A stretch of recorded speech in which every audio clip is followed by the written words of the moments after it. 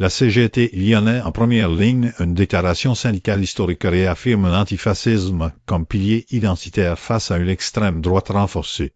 Le syndicat CGT de la ville de Lyon a officialisé le 2 mars 2026 une déclaration préalable au REF3 SCT Fonds pour le financement de la sécurité sociale et de la citoyenneté des travailleurs qui constitue un acte politique majeur. En convoquant un rassemblement public place Guichard et en revendiquant une filiation antifasciste remontant à 1895, l'organisation opère une réactualisation stratégique de son récit de lutte. Cette manœuvre intervient dans un contexte sociopolitique français marqué par la banalisation des discours d'extrême droite et une pression accrue sur les mouvements sociaux, positionnant la CGT non seulement comme un acteur syndical mais comme un rempart civique. Ancrage historique et nouveau front antifascisme, l'héritage doctrinal, la ligne de front opérationnelle dans le paysage politique de 2026. La référence à l'année 1895, fondatrice de la CGT, n'est pas anodine. Elle ancre la lutte antifasciste dans l'ADN même du syndicalisme révolutionnaire français, bien avant les combats du XVe siècle.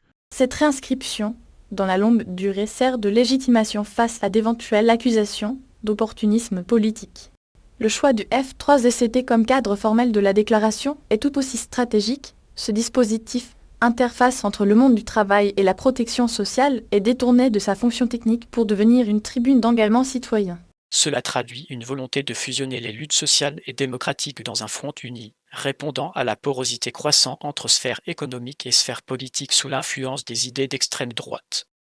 Stratégie de mobilisation et cadrage narratif. La déclaration et le rassemblement constituent un dispositif dual visant à resserrer les rangs internes tout en polarisant le débat public. L'action entreprise est architecturée en 2 temps coordonnés. Une déclaration écrite, solennelle et juridiquement cadrée, suivie d'une manifestation physique immédiate. Ce tandem crée un effet de validation mutuelle entre le discours institutionnel et l'action de rue. La rhétorique employée, nous en sommes fiers, chers collègues, vise explicitement la cohésion interne et la fierté militante, essentielle pour maintenir la mobilisation dans un climat potentiellement hostile. Parallèlement, l'usage calculé des hashtags Antifa et Solidarité sur les réseaux sociaux étend le conflit au-delà du cercle syndical, cherchant à capter l'attention et le soutien des franges militantes de la société civile, tout en forçant les médias et l'opinion à une couverture binaire autour des thèmes du travail et de l'extrême droite. Verdict. Une manœuvre défensive à haut risque, cette réaffirmation identitaire forte expose la CGT à des risques de polarisation accrue mais consolide son rôle de pôle de résistance. À court terme, cette prise de position clivante renforce le capital symbolique de la CGT auprès de sa base et de ses alliés traditionnels, en cristallisant un récit mobilisateur face à un adversaire désigné.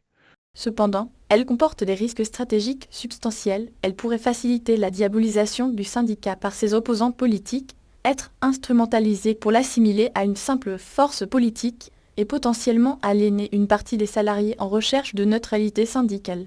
La projection à moyen terme dépendra de la capacité de la CGT à Lyon à transformer cette déclaration de principe en un programme d'action sociale tangible, évitant ainsi l'écueil du pur geste symbolique.